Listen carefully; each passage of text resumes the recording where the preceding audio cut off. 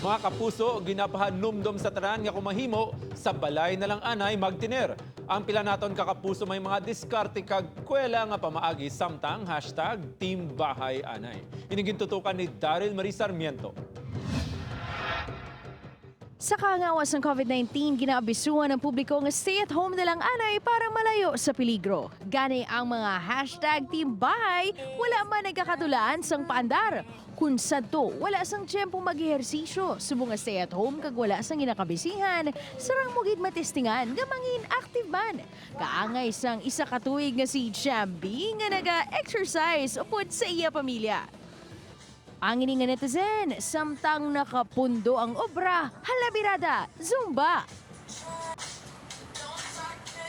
Homemade health drink naman ang ginakabisihan sa ngayong adult. Bangod na gadinaguso na sa mga butika, naghimo na lang ini sang available ingredients sa iya balay, agud makahimo sang homemade health drink pangontra sa masakit.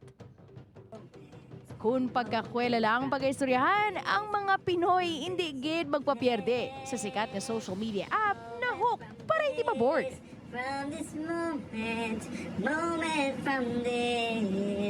from this moment.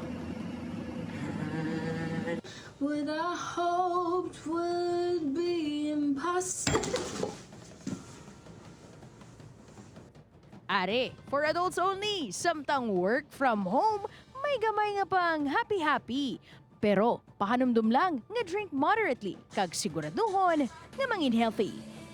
Daryl Marie Sarmiento, One Western Visayas.